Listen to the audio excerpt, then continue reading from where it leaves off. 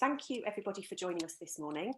We're absolutely delighted that so many of you have wanted to come along, and I guess it's just a sign of what's going on at the moment in the world. Mental health has more recently, over the last few years, become a big topic anyway, but obviously with the last 12 months it's just become bigger. And I think it's good to say that certainly for myself and other people that I speak to, this current lockdown seems to be a lot harder for people.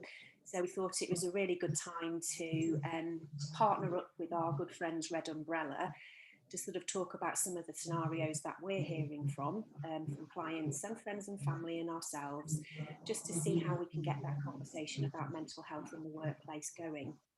And I don't know if any of you have noticed today on social media, but it's really appropriate that we're doing this today because it's Time to Talk Day, which has been arranged by Time to Change, a social movement, and they just want people to start having those conversations about their mental health. So it was a complete coincidence. I'd love to say it was timed perfectly, but it just goes to show what a hot topic mental health is right now. Absolutely. So what I'll do is move you on to do an introduction to us three today, your hosts.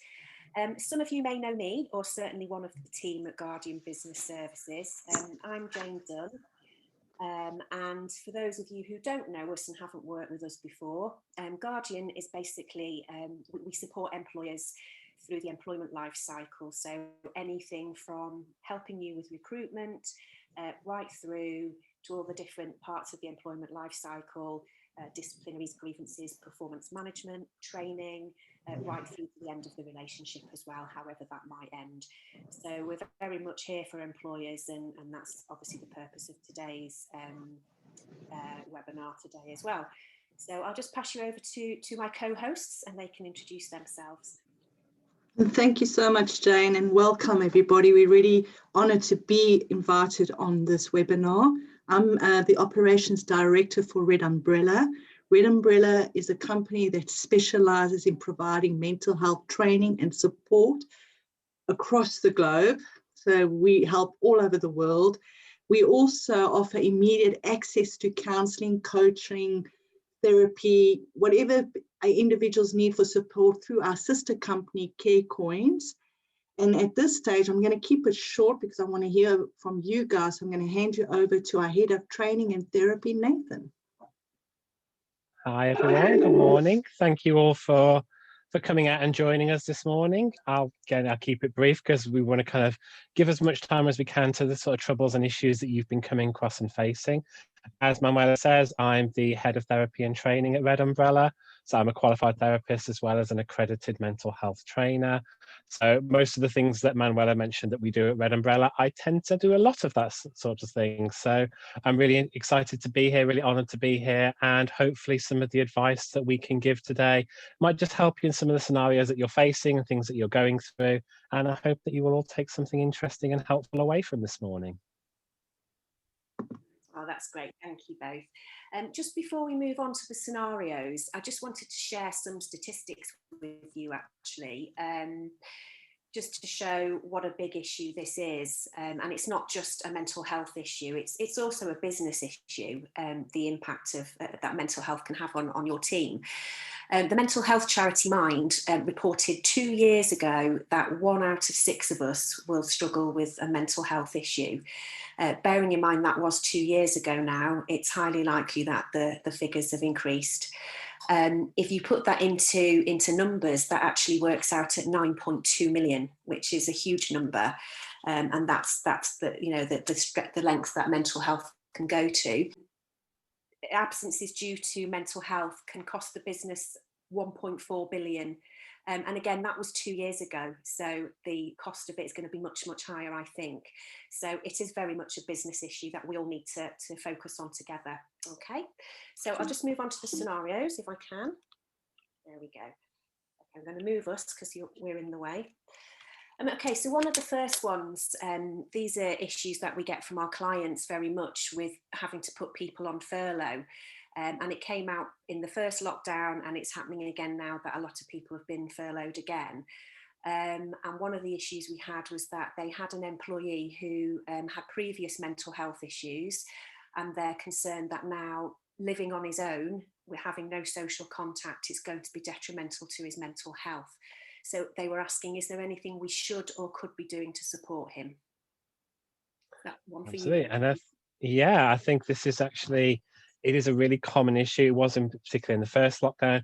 The second lockdown, it's still an issue, but I think it's even a little more so at the moment. At the moment, with this kind of lockdown, it's not new and it's not novel anymore. And I think a lot of people are feeling much more fed up. They're kind of tired. They're a bit fatigued with everything now. So whilst in the first sort of lockdown, okay, being furloughed meant I was at home, I'm on slightly less wages, but I still technically have a job. Now it's kind of everything feels a little bit heavier. So I think at the moment, this is a real sort of issue.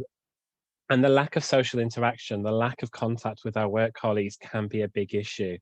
In terms of how we can support our colleagues who are going through this, a big thing is actually looking at how do we keep some level of interaction going for that person with their team, with the group.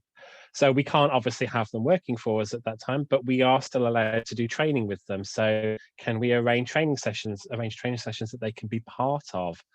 Can we try and get some kind of group interactions going, whether that's sort of social interactions, whatever that looks like? You know, that could be, we've had lots of really creative ideas in the last 12 months from organizations, you know, whether that's sort of doing group quizzes, music nights, karaoke nights, kind of through the keyhole style, you know, this is my workspace now, this is where I work from, and kind of, you know, just showing each other, you know, bits of our lives that we wouldn't necessarily get to show.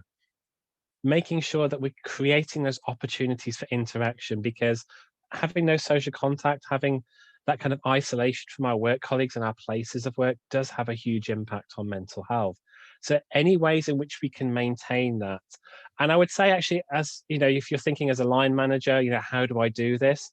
You don't have to have all the answers yourself. I would actually say turn it over to the people who are on furlough and say to them, actually, what would be a really good creative way of getting people together? How do we keep how do we keep our team connected at a time when we're not working together?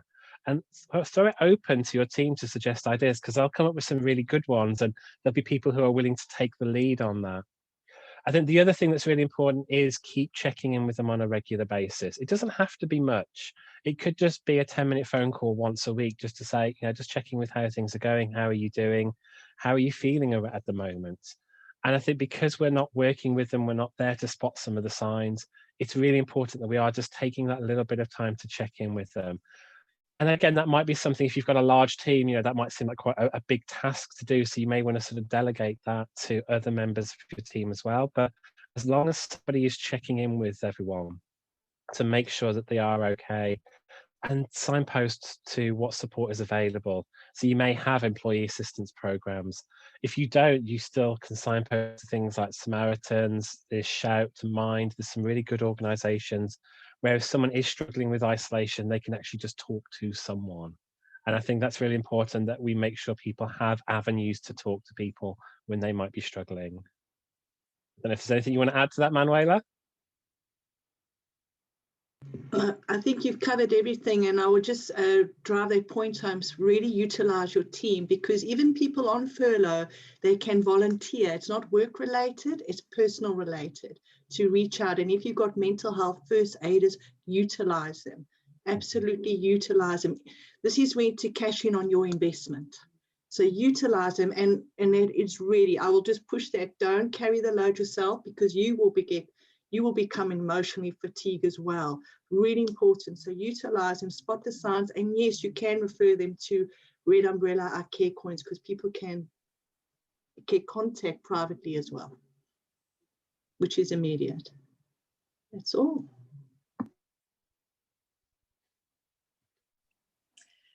That's a really good point, actually, in terms of not taking everything on yourself. Because I think that's a lot of the scenarios that we're hearing from is exactly that, you know, with the line manager feeling it's their responsibility, you know, and they will feel like that because it's their team member. But I think that's a really good tip. And also I like the way that you said, you know, ask the people themselves, the people on furlough, how would you like us to keep in touch? Some people might not want a lot of communication. They might be more than happy being at home. But others will want that constant communication. So I think that's really good to actually you know, put it back in their court to get them to, you know, make suggestions as well.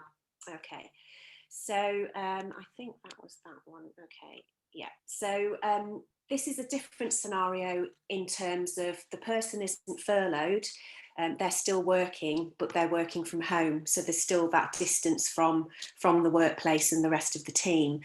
And this particular one involved a lady who was a brilliant employee. She'd always been really positive, happy, very capable in her role, but seems to have lost her confidence, and she panics when something challenging comes in. And she's actually even gone to start sending the more difficult pieces of work to a colleague who understandably is also feeling under pressure with his own workload and working from home. So how should the line manager approach that? A very good one. And again, it's a very common thing we're experiencing at the moment. A lot of people are feeling overwhelmed by managing their workload from home. And actually, the workload itself might not be very different from what it was when they were actually in the office, but it feels so much more overwhelming. And a big part of that is, I'm going to kind of delve into sort of the neuroscience a little bit here, which none of you were expecting this morning, so it's an added bonus. But we're all probably maybe familiar with the fight or flight response that we get from a sense of anxiety or threat, where our body is preparing to either fight the threat or run away from it. And when we feel that we're in sort of particularly threatening or frightening situations, our body goes into this state of readiness for it. And what normally happens is we go into this fight or flight response, and then the situation's resolved and we go back to a normal state. But at the moment, with something like COVID, the threat isn't going away. So we're scared about getting sick, we're scared about getting ill, or we're worried about friends or family or our jobs or finances, whatever that might be, and it's not going away. And our body is not used to being in this kind of heightened anxiety, fight or flight response for that long length of time, which is where we start to feel overwhelmed. And it kind of seems like that's what's happening in this situation, that this is someone who normally would have been able to cope with this, but with everything else going on, they're constantly in this state of I'm anxious, I'm worried, and I can't get out of it. And that means that they're in this sort of panicky role almost. What I would say here is that the key thing is to talk to the employee, find out what is it that's making them anxious, what are they worried about, what are they scared about, what things can be put in place to help alleviate that anxiety. That might be as simple as just going and being able to talk to someone. So again, talking to a mental health first aider, talking to a counsellor, a therapist, their doctor, Samaritans, Shout, organisations like that. Just having somewhere to go and let some of that anxiety out can help alleviate some of the pressure that they feel that they're under. And we can think about what adjustments might they need to make in their work role. So you might sort of think about, well, do you need to take a short break, whether that's taking holiday or whether that is actually giving the person a couple of weeks off so that they don't have the workload adding on top of everything, and it almost gives their body a little bit of a chance to regulate itself back to a normal state so they don't feel quite as overwhelmed. So the use of rest breaks, and just taking periods of time off might be really beneficial if that's possible. Looking at maybe, juggling their workloads. So it sounds like this colleague is passing some of the difficult things off to another colleague who also has their own workload. Do we need to look at sort of juggling the workload so that maybe the person who's not struggling so much takes some of the more challenging cases or challenging issues, and this person who is struggling takes some of the lighter workload? So you're kind of swapping workloads around a little bit so that it's more manageable, rather than one person being really overwhelmed, passing the difficult things off to someone else who then has too much work to do. So we can look at sort of juggling workloads and things like that. The key thing is to recognize here that this kind of anxiety response is perfectly normal, and it's not the fault of the person who's going through it.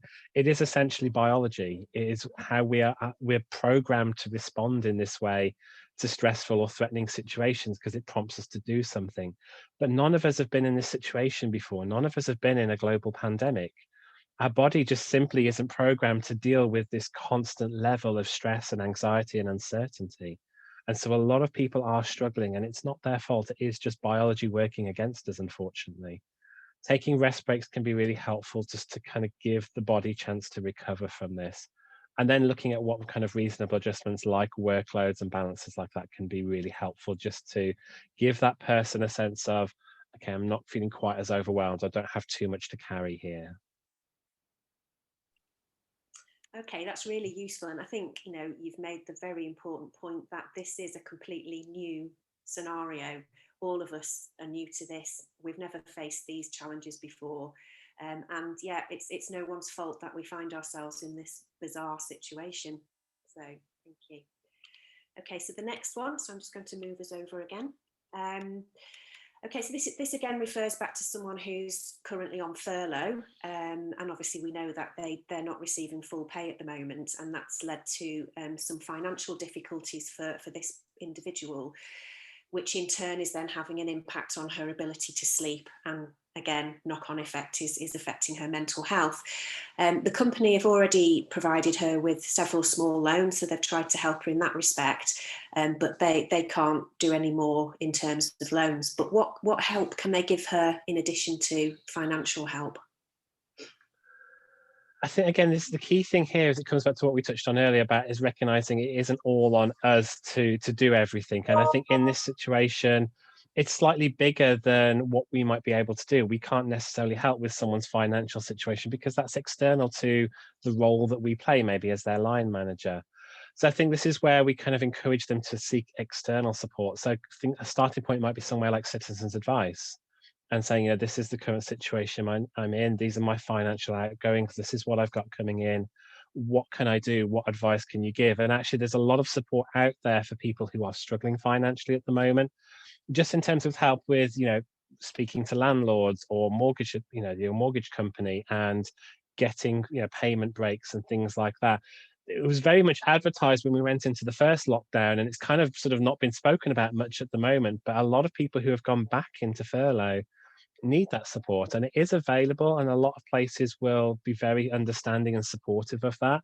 There is kind of regulations put in place now to help with that, so things like, you know, you're not allowed to be evicted at the moment. You know, there's kind of a window on that whilst, you know, we're in lockdown, where you can't be evicted because you're unable to pay rent if your situation means that you're in that sort of difficult, you know, stage where you can't pay. So there's lots of support out there, but I think we can't be expected as line managers to know all of that. And I think this is where we say, go somewhere that's specialized, like Citizens Advice, who can really advise you about the next steps that you can take with this. And I think the other thing is signposting to other avenues of support again. So if you're having trouble sleeping, if, you know, it's having an impact on your mental health, you may want to consider, you know, going to the doctors and seeing what medication might be able to help you with, you know, the sleeping issues, for example. Having someone to talk to, like your mental health first aiders, just having somewhere to go and say, I'm really struggling at the moment, and I don't know how I'm going to pay the bills. And I know, you know, my situation when we went into lockdown the first time was, I had a couple of days where I'm like, how am I going to pay the rent? How am I going to pay the bills? Like, everything has suddenly changed.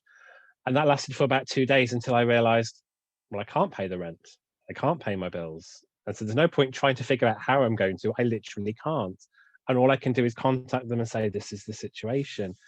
But for those 2 days, it was really making me quite ill and quite sick, and I was really quite panicked about it. So we do have this very stressful response to it. And actually, again, just having somewhere to go and talk about it, just to get it off our chest, having someone who's going to listen. And when I said, this is where your mental health first aiders really come into play, that they're there to support your team if you've got them in place. But I would, you know, say, you know, we're not going to be experts on this. Encourage them to get additional advice, external advice for this, because there's a lot out there at the moment.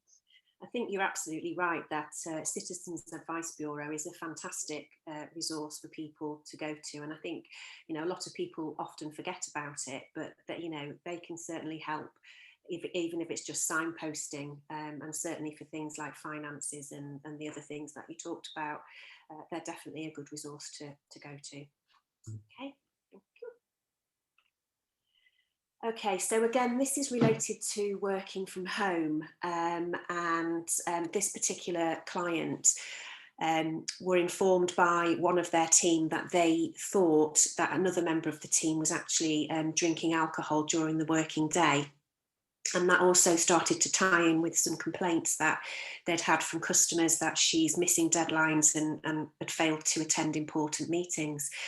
So obviously this is a really sensitive one for a line manager to have to try and address. So how would you recommend they do that, and what support might be available if she needs it? Yeah. It's a really key one. It's a really big issue. And, one of the latest statistics I looked at said that during lockdown, 63% of adults in the UK have said that they've increased their alcohol consumption. Alcohol is a go-to strategy for stress. It is a go-to strategy when we're struggling. So it is something that it's very common for us to lean on. And now that the kind of boundaries between work and home are blurred, it's very easy for people to start drinking, whether that's sort of, they drink, at 4 o'clock rather than waiting till they finish at 5, or, it's very easy for that boundary, once it becomes blurry, to find that actually you are drinking much more than you normally would, and you're drinking at times in which you wouldn't. It's a very easy thing to find at the moment. What I would say is that it is important that we're sensitive about it. And as a line manager, you have a difficult role there, because you want to support the individual, but you also have the needs of the business to think about. And you're kind of walking that very delicate line between the two. So it's important to be sensitive, but I think we have to kind of address this quite directly. And I think a starting point for that might not be sort of going in with the alcohol and saying, well, somebody's told me this. Actually starting from the point of, how are you doing? How are you coping at the moment? How are you feeling about everything? And actually kind of normalize that it's normal to struggle. It's normal, if you're finding it difficult at the time, it's completely understandable. And getting them to talk about maybe some of the struggles they've had. And that's your kind of sort of starting point. And you could start with sort of saying, I've noticed, or I've become aware that you've missed some deadlines recently, or you weren't in a couple of meetings that you were meant to be in. Is everything okay? Is there something going on that we need to talk about, or that you need help and support with? So you can start with what you sort of know to be true, and then you could ask the question. And I think it's always really important to ask the question around alcohol, and do it in a way that isn't shaming or judging, just saying, I know that a lot of people at the moment are finding alcohol is a really good coping strategy. And I know a lot of people are struggling with that at the moment. Is that something you might have an issue with? So you can address it pretty directly, as long as we're not being judgmental about it and saying, look, are you drinking at work? We want to be a bit more sensitive about it. But I think it is important to address, because it does have an impact on the business, but it has an impact on the individual as well. We could look at sort of things around maybe like broader training or information for the team. So if you didn't want to kind of address it directly with that person, you could do information or do a talk about actually the impact of alcohol for the whole team. Because if that one person is struggling with it, there's a likelihood that there are others in the team that are as well. So actually, rather than just sort of saying, well, this is one person who's struggling, maybe actually we need to do something that addresses it for everyone, whether that's getting someone in to do a talk about the effects of alcohol and the impact it has on our mental health, or whether that's just passing out some information and statistics to people to make them aware of it and make them aware of what support's available. And again, things like your mental health first aiders, your employee assistance program, but you can signpost to things like Alcoholics Anonymous. The doctor's normally a good place to start as well for things like that. Counselling services. There's a lot of support available for this. There's a lot of self-help support groups as well, peer support groups that people can access. And sometimes that's a good avenue for people to go down to get support. I think it's recognizing and normalizing that it's okay to struggle, and that actually alcohol is a very common coping strategy. So it's giving people that sense of, if you are struggling with this, there's no shame in that, there's no blame in that. We just want to help support you. We just want you to be okay, and we're worried and concerned about you. I don't know if you want to jump in with anything on that, Manuela. Yeah, I just want to mention using first language is really important when addressing someone. Don't say, we've noticed, the client's noticed. Stay away from that. Say, you've noticed. It doesn't matter how you found out or that was brought to your attention. Say, I've noticed. Because if you say you or we or someone told me, they will feel judged. So that's really, really important. So and also keep in mind that you cannot fix it. We always go in, I love what Nathan always says, there's a reason you got 2 ears and one mouth. Okay, listen to what the person's saying and always give it back, it's really important to give them back control. So say things like, how can I help you and support you through this? So then it gives them ownership as well. And that is really important. So language and listening is really important. Some great tips there, thank you. The next one, Okay, so this was again a very common one that we had coming through for first lockdown, and it's starting to just filter through now with the second one. But there's been several situations where people are refusing to come to work due to anxiety about the virus, obviously contracting it, and the high infection rates that have been in certain areas.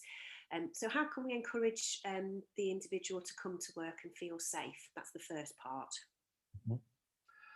Again, this is a really common thing for people to experience, that anxiety of coming back into the workplace. And as human beings, part of our biology, again, is we are very good at adapting to change. We don't like it particularly. We like things to be consistent and normal, and that feels safe to us. But we are very good at adapting to change. And if you think about the first lockdown, going into lockdown, working from home, all of that change, we all kind of got to a place of coping with it. And now it's kind of become normal to work from home. Now the idea of going back into our work environment is what feels different. It feels like change. It feels, this is, I've been used to working from home for months now, and that's become my new normal. And now going back into work is the change. And with any kind of change, there is a resistance to it.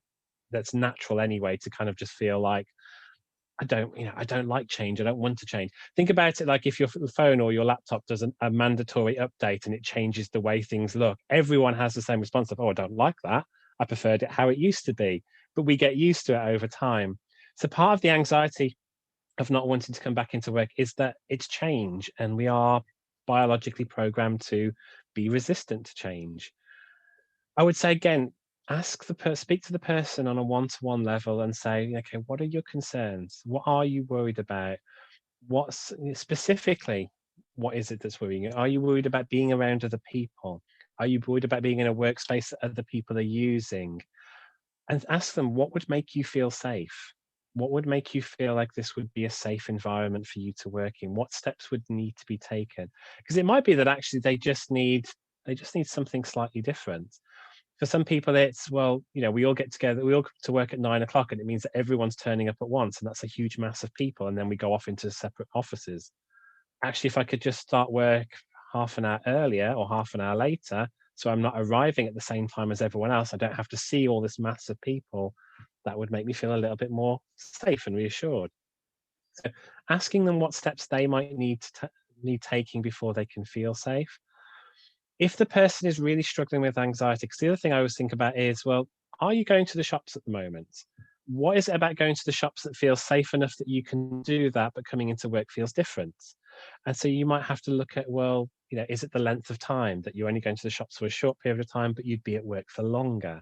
So can you look at things like working shorter hours in the office? Can you sort of mix home and office working rather than being in the office all the time? Can you mix the two up for that person for a while until it starts to feel more comfortable and starts to feel safer?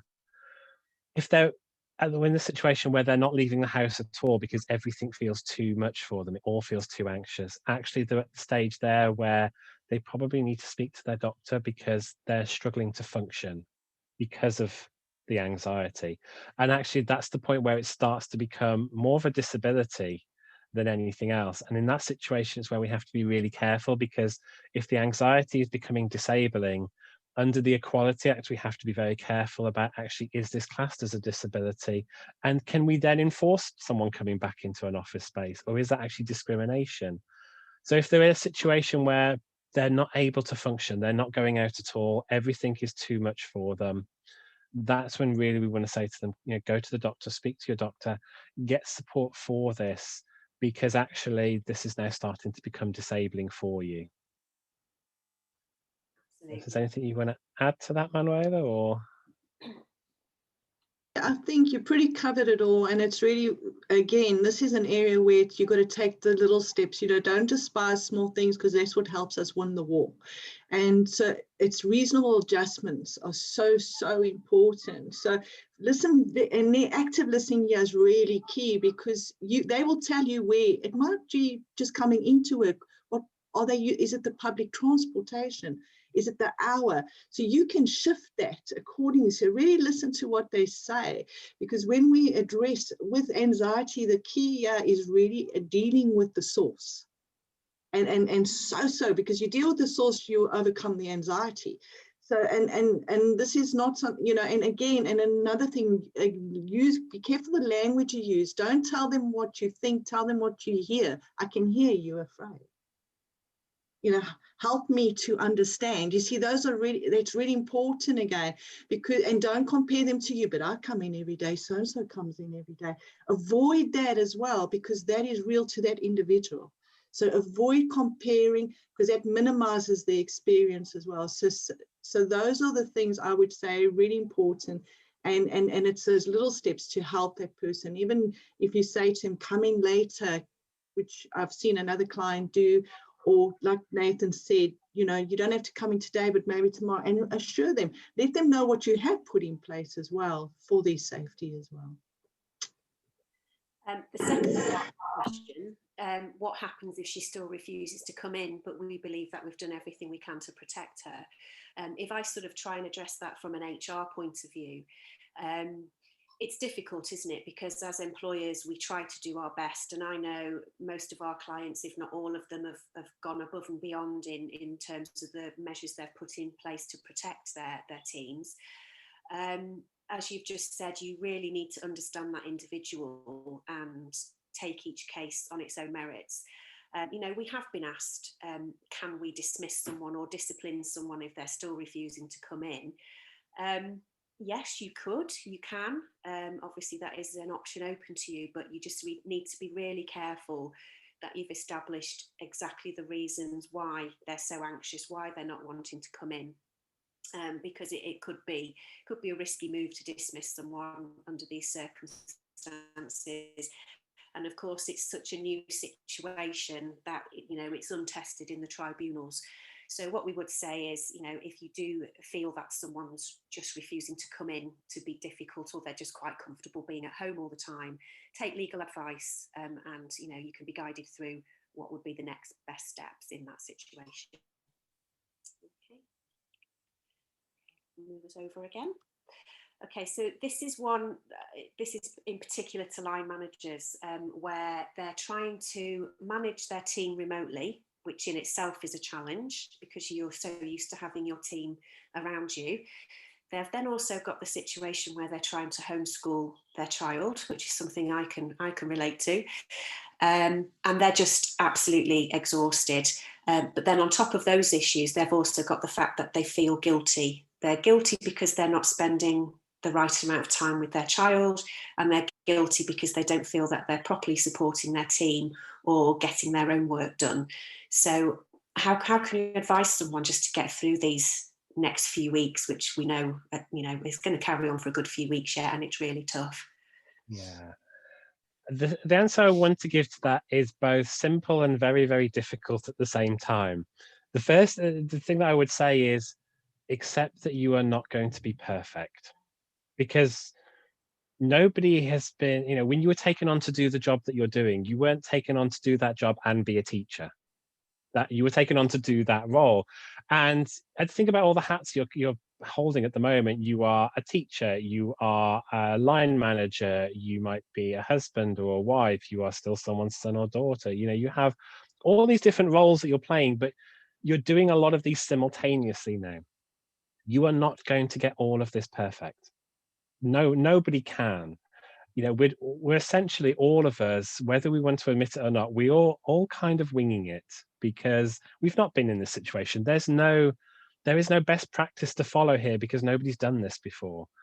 Nobody's had to kind of work from home managing a team and managing schoolwork. And I don't know if anyone else is the same, but actually some of the schoolwork that kids have nowadays, I look at it and go, did I ever learn that at school? Or was that something completely new? I have, you know, when your kid comes to you and says, what's this mean? It's like, I have no idea what that is. You're kind of having to learn as well so that you can then teach them. You're just not going to be able to do this. It is just about recognizing that you are doing good enough, that you are doing good. And for these next few weeks, if you are not as attentive as a line manager as you maybe would be before, that is okay. If you are not as attentive a teacher as you might like to be, or attentive as a parent as you might like to be, that is also okay too. You only have to be good enough. The thing that I will say is, you know, kids are very resilient. So if for the next few weeks, actually, you're not spending enough time helping your child, that's not going to ruin the rest of their life. You know, if their schooling suffers over this lockdown period, that is not going to affect some kids' life, you know, and how that kind of plays out. It's just a few weeks. Give yourself a break, because nobody, you know, everyone, parents are being asked to do too much at the moment. So you're not going to be perfect. You only need to be good enough. So give yourself a break with that. It is tough right now, remembering that it is temporary. There is an end to this, and I think that's the difficulty at the moment with the whole pandemic situation, is we can't see where the end goal is. But reminding yourself that the lockdown is going to end. Kids are going to go back to school at some point. It may be several weeks away. It may seem like a much longer period of time away, but it is going to get to that point where it goes back to some level of normality. Give yourself permission to not be as good as you normally would for the next few weeks, and be kind to yourself with it. Because we're all, at the end of the day, we're all just doing the best that we can in what are very difficult circumstances. And I think because we've been in this situation with the pandemic for the last 12 months, we forget that it is a global pandemic. We forget that it is a crisis situation, because it's just become normal for us. So I think sometimes reminding ourselves that actually I am in a global crisis, so it's probably okay if I'm not doing everything perfectly, and give yourself that break. I think you're right, and as you said as well, be kind to yourself, and you know, good reminder for me, it is only temporary. But I do now know what a fronted adverbial is, which is useful. Teach the rest of us, because Can I just add to that, a practical thing, as especially if you are a leader and you're juggling, wearing many hats, mum and schooling, or dad and schooling, is communicate and plan and put in boundaries. So talk to your senior. So this is the time I'm going to be working at home with my child, and protect that time and communicate out to those who's reporting to you that you're not available this time. And then if you have outside support, whether it's a wife, husband, family member, colleague, brother, sister, utilize them at home. So when you are working and doing stuff, so you know, you can separate the two. And that is really important. Communicate when you're available and when you aren't available.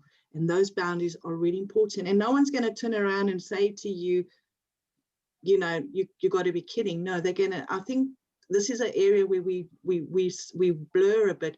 We assume what people think. Actually, people look at you in awe and respect far more than you think. So don't assume that they think you're not coping. In fact, they're looking at you and they're looking at the many hats you wear. And don't forget, a hat completes an outfit. So they're thinking, wow. Okay. Great. I like that phrase. Okay, so this is quite a sensitive one, and again, it's probably something that will become more evident as the impact of the pandemic becomes clear.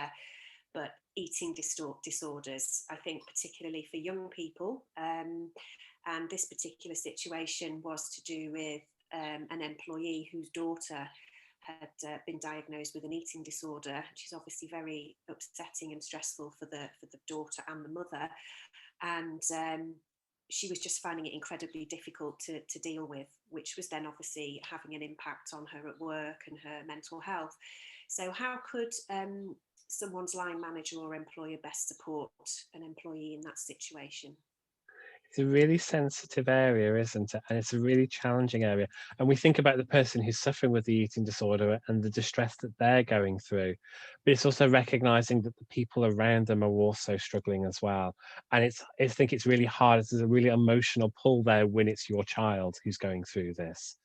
And I think it's recognizing here, there's a couple of things. First, that you can't fix the situation. You can't make this okay.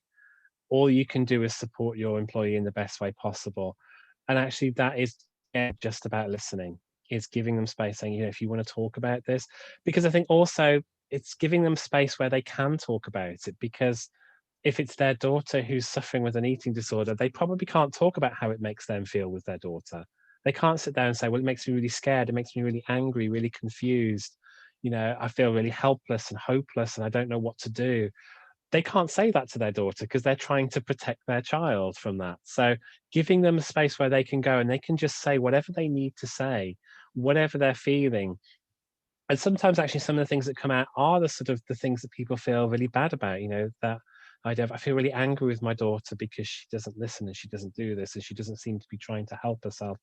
And I feel really angry towards her, but then I feel really guilty because I feel angry because I know that she's suffering. And it's actually just giving that person a space to express how they're feeling without judgment.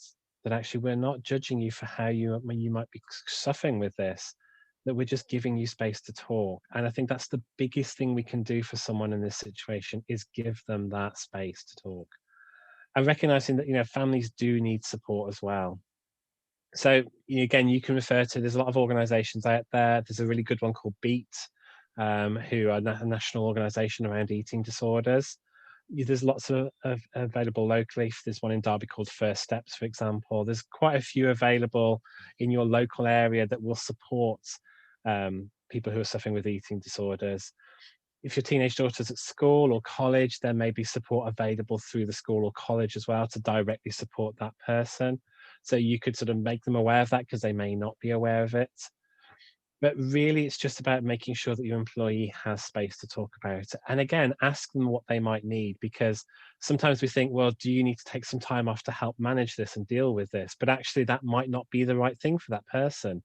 Work might be the only normal thing in their life right now, and they need to keep that sense of normality. So actually saying to someone, what is it that you would need right now? What can we do to help support you? And people are most likely going to have an idea of what they might need. So I think it's just giving them space and recognizing that it is a very sensitive area. It's a very difficult, and I think it's something that people, eating disorders is something that's it's much more common than we realize, but it's not talked about. It's often very secretive and hidden, unfortunately. Yeah, I think you're right with that. It's that one of those topics that people don't like to talk about, which is a shame. But with all of these scenarios, the key theme obviously is just open communication, isn't it? And making sure that they know you are available to listen, and then signposting them to the right places if you can. And just to mention that, you know, it doesn't reflect on an individual that they're a bad parent. Sometimes the eating disorders is when someone feels they're out of control, and that's their coping mechanism. So that's something they control. So if there's particularly through lockdown and what we've been going, that's been on the rise, because people are trying to control what they unable to control through lockdown. So that is their go-to. So, and it's again, and like Nathan said, so important to affirm the employee, but also signpost them, because if they're not breathing and getting the support they need, they won't be supportive to their child as best they can. So think of their air steward putting on the oxygen mask. That is how it's for them to get someone that can speak it through. And I would actually recommend counselling for them and support through BEAT in that as well. Thank you. Okay, so this was a really extreme scenario where one employee literally just couldn't seem to cope anymore, had a breakdown, lost control of her actions, and just wasn't making any sense.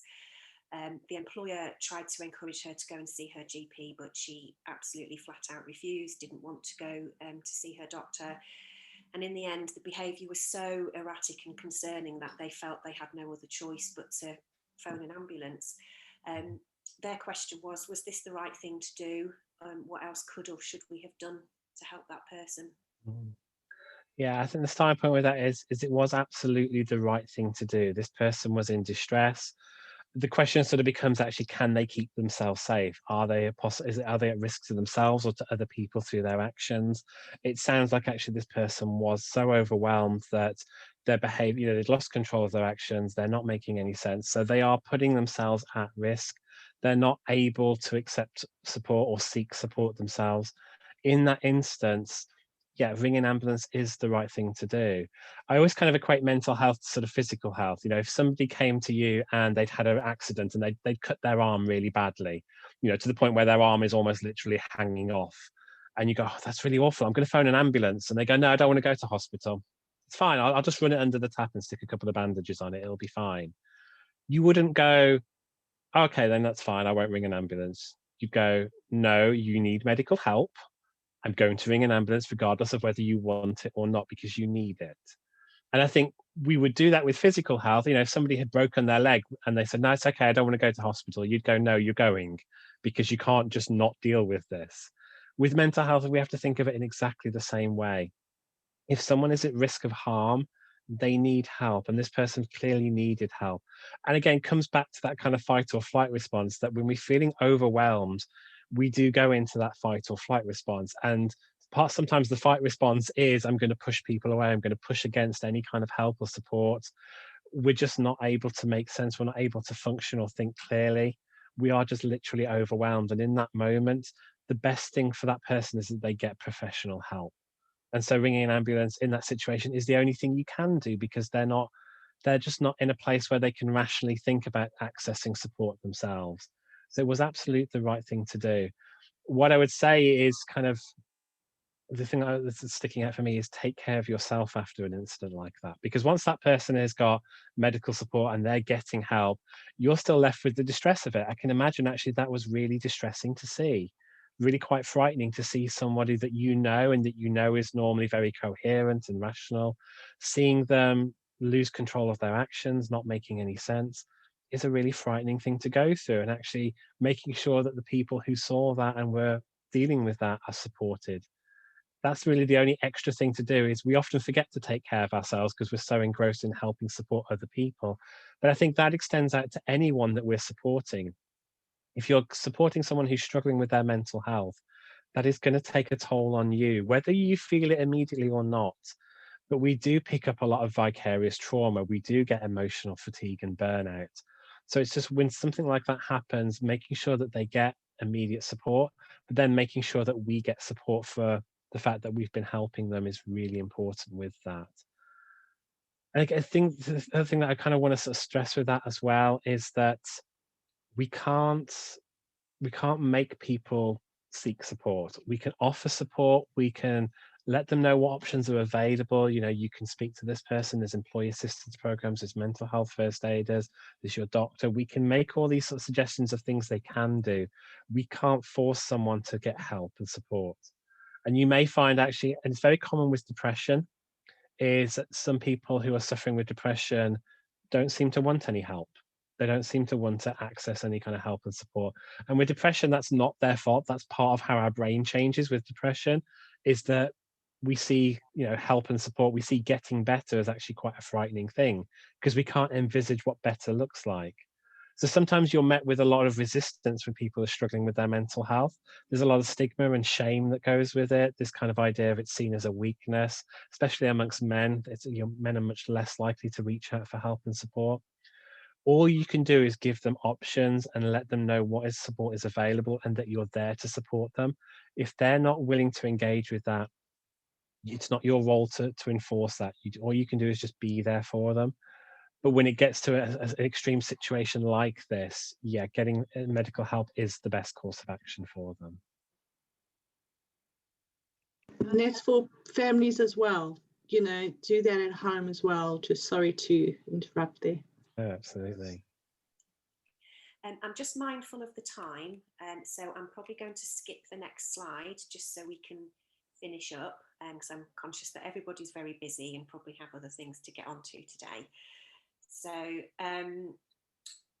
just to summarise, really, you know, we felt today was really important because we, through Guardian, have been hearing lots of different challenges and scenarios from our clients and family and friends. And, you know, there's a common theme with a lot of these things where, you know, the current situation with the pandemic is impacting on so many people. And as line managers and employers, you know, the responsibility does seem to fall on you quite a lot. And, you know, Nathan's pointed out several times today that, you know, there are some situations that we can't fix. There are some situations that aren't our responsibility. The best thing you can do is let your staff know that you're available, you're free to listen, that they can come and talk to you. You won't be able to solve the problem necessarily, but at least there's a voice. You know, they know that you've listened to them. And if you can signpoint them to the right places, then that's a brilliant start. You know, things can take small steps, but can make a huge difference. So there's just a couple of things that I wanted to let you know before you go. We have actually produced a People Manager's Guide to Talking Mental Health. And to thank you all for joining us today. We'd like to share a free copy of that with you. So can I just ask if you're interested in receiving a copy of that? If you just put something in the comments or a thumbs up or contact us afterwards, then we can send that across to you. Yeah, raise a hand. I've just seen someone's raised a hand. That's also a good way of doing it. We also have another event raised about, sorry, I can see raising hands, that's why I said raised. It was distracting me. We also have another event coming up, which is run by our sister company, Guardian Law, and that's about settlement agreements. We've actually called it Let's Call a Truce. So again, it's a common scenario at the moment where relationships are struggling maybe, or there's, you need to sort of let someone go, and settlement agreements are one option that you can look at, but obviously sort of very legal based. So if you're interested in that, that's going to be on the 25th of February, and registration is now open on our events page. But I just want to say thank you so much to Manuela and Nathan. I've personally found it extremely useful, some brilliant tips in there. And actually, I've realised it's all about communication. It's all about talking. And that's just the best place to start, isn't it, with everybody. Is there anything else you want to say before we finish? Just on please visit our carecoins.co.uk. That is, if you can go privately, or you can get, that's the EAP we're offering organizations as well.